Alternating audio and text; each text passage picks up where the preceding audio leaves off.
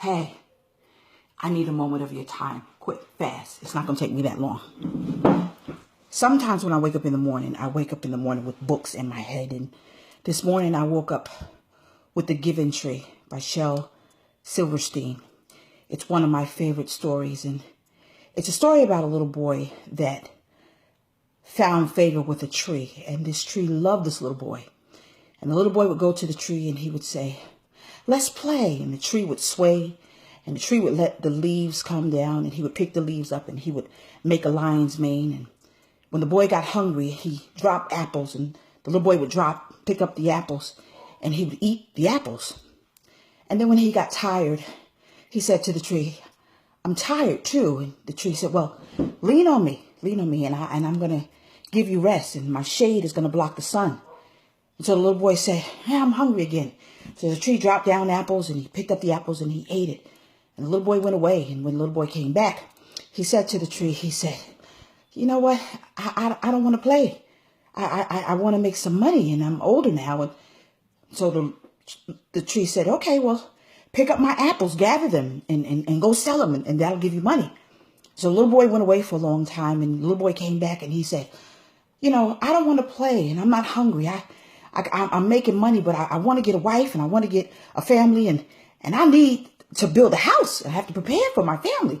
So the tree said, "Well, I don't have any money, but look, I got branches and my home is the forest and there's trees all around us. Gather the trees and cut off some of my limbs and you go build a house for your family because I want you to be happy." So the little boy ran and he did that and he came back and then he said, "I'm tired. I just want to get away. You know, I need a boat. Can you give me a boat?" And the tree says, "Well, I don't have a boat, but, you know, my stump and my whole body, it can build a boat. So cut me down and you get your boat. And you, as sad as I'm going to be, I want you to be happy. You build your boat and you go away." And so the little boy went away for a long time and the tree was unhappy. But when the little boy finally came back, he was old, he was feeble, he was frail. And he said to the tree, he said, "I'm tired. You know, I'm just exhausted. I'm beat. I don't need money and my teeth can't even eat the apples. But I just want to rest." And the tree said, "Well, I'm a stump now.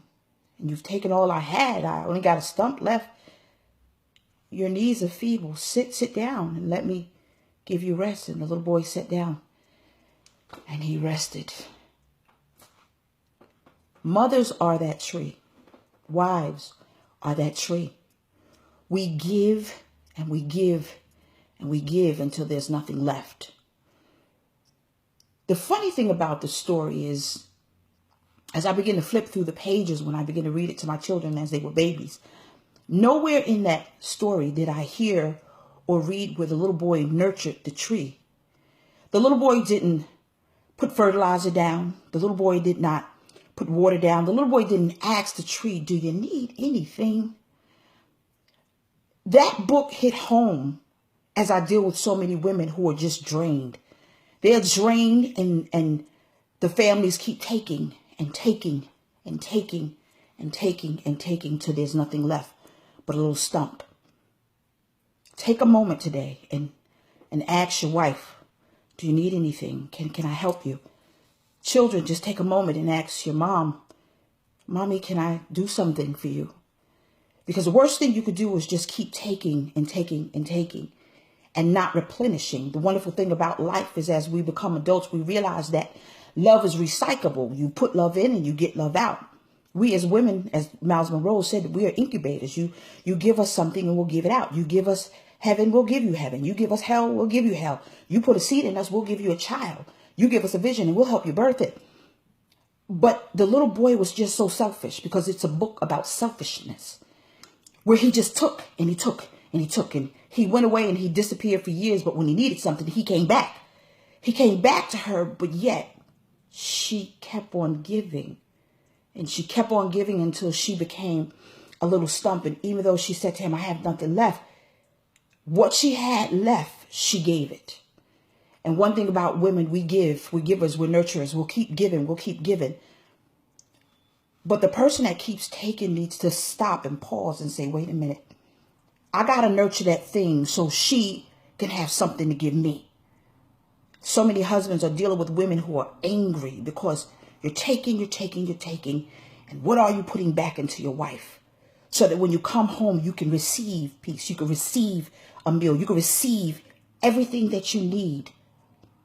What are children doing to say, Mom, I need, and for her to give of herself, her time, her energy, her finances, or whatever, for you to get it, you have to show her that you're grateful.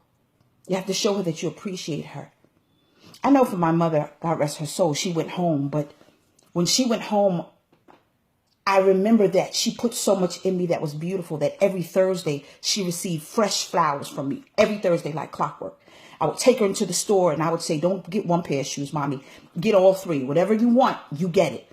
I would nurture her and I would sit at her feet and I would glean from her and I would learn from her. And she was able to understand that I not just was her daughter, but I was her friend. The story is so profound.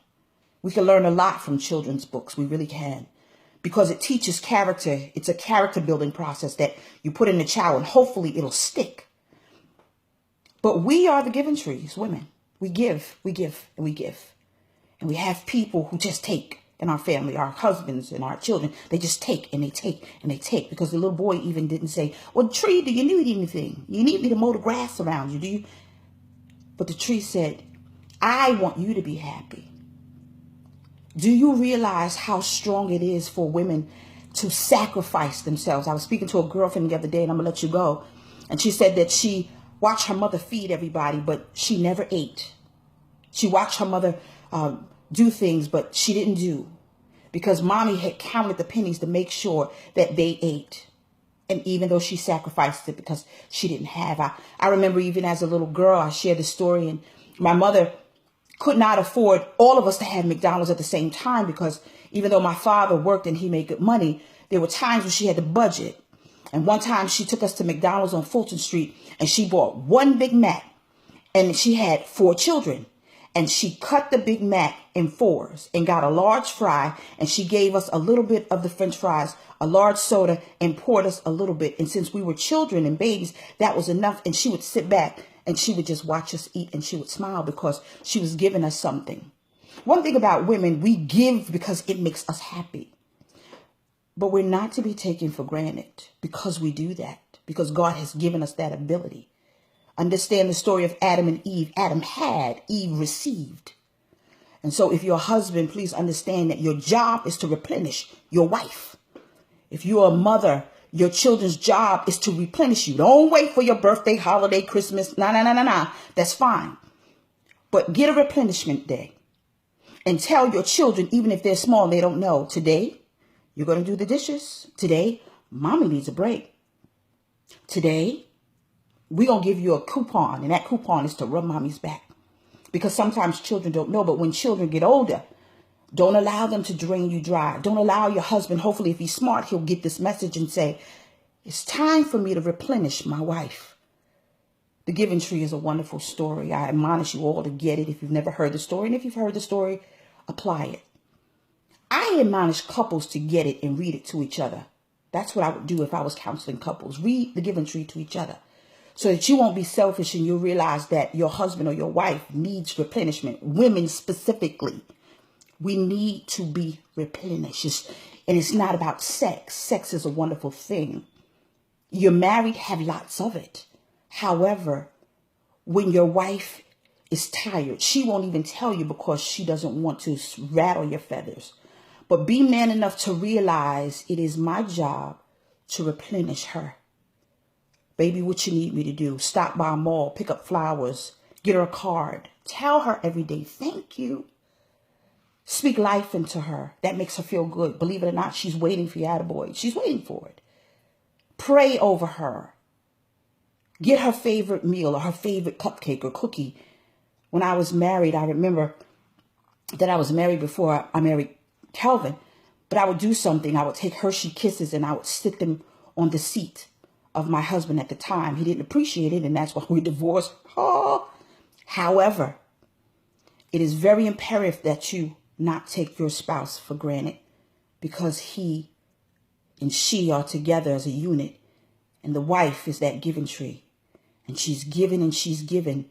And you're taking and you're taking, but you're not putting anything back. For moms, don't wait till your mother is laying in a box and you're standing over her and you wish that you would have taken more time while she is breathing. Now give her that.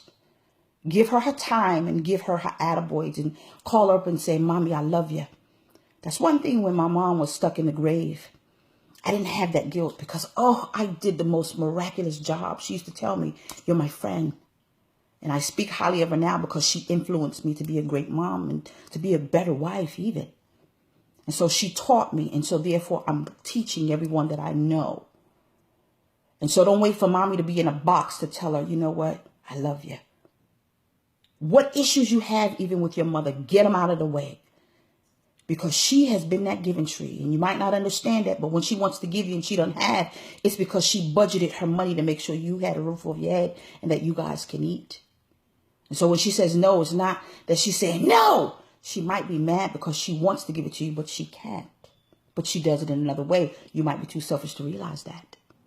And so please, I'm going to take this moment and I'm going to say bye-bye. But I'm also going to tell you, take a minute and you replenish your wife.